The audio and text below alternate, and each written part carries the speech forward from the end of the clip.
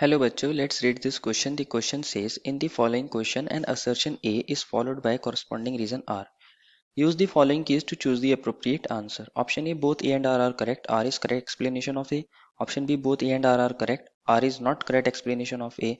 Option C, A is correct, R is incorrect. And option D, R is correct, A is incorrect. Assertion A is silicon doped with electron-rich impurity called N-type semiconductor, and reason R is conductivity of silicon increases due to the negatively charged electrons.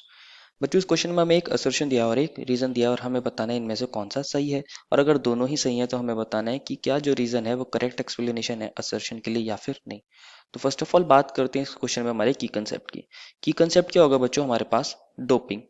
बच्चों doping एक method होता है जिसके अंदर हम impurities को add करते हैं हमारे ग्रुप 14 एलिमेंट्स में, लाइक सिलिकॉन और जर्मेनियम।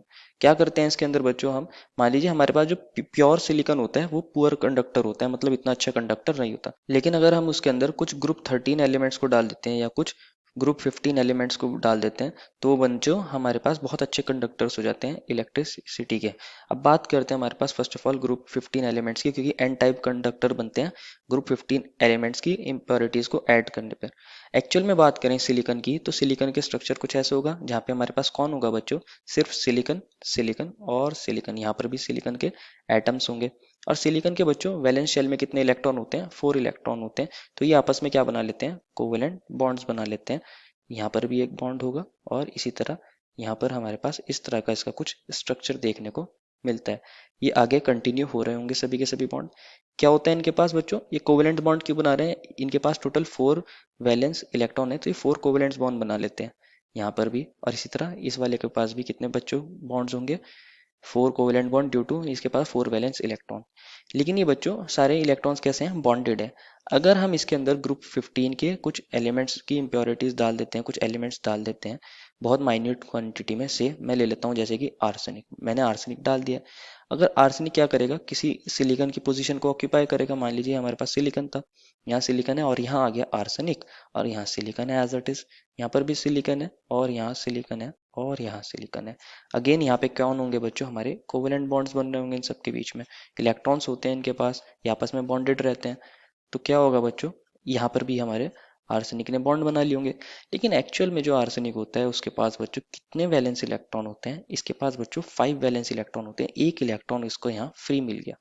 एक इलेक्ट्रॉन फ्री होने की वजह से इस तरह और भी जगह होंगे। ये इलेक्ट्रॉन क्या करता है? हमारे पास मूव करता है। अगर हम इलेक्ट्रिसिटी पास करते हैं तो इलेक्ट्रॉन इजीली मूव कर लेता है, क्योंकि इलेक्ट्रॉन कैसा है? फ्री इलेक्ट्रॉन है। और फ्री इलेक्ट्रॉन होने की वजह से ये गुड कंडक्टर्स बन जाते हैं, इनकी कंडक्टिविटी इंक्रीज हो जाती है, कंडक्टिविटी बढ़ जाती है, कंडक्टर्स बन जाते हैं बहुत अच्छे। तो यही रीजन है कि हमारे पास अगर बोला गया था असर्शन के अंदर सिलिकॉन को डोप करते हैं इलेक्ट्रॉन रिच इंप्योरिटीज का तो ये एन टाइप सेमीकंडक्टर बन जाते हैं। ये बात बिल्कुल सही है, क्योंकि हमारे पास आर्सेनिक क्या है? इलेक्ट्रॉन रिच है, इसके पास 5 इलेक्ट्रॉन है, एक इलेक्ट्रॉन फ्री है। और इस टाइप के सेमीकंडक्टर्स को बोलते हैं एन टाइप, क्योंकि हमारे पास यहाँ नेगेटिवली चार्ज इलेक्ट्रॉन्स फ्री हैं और ये मूव करते हैं जिससे हमारी कंडक्टिविटी बढ़ जाती है। और हमें रीजन दिया गया है कि कंडक्टिविटी ऑफ सिलिकॉन इंक्रीज हो जाती है due to negatively charge electron. ये बात भी बिल्कुल सही है, दोनों स्टेटमेंट सही है। इनफैक्ट जो रीजन है वो बिल्कुल करेक्ट एक्सप्लेनेशन है, नेगेटिवली चार्ज इलेक्ट्रॉन ही हमारी कंडक्टिविटी को बढ़ा रहे हैं।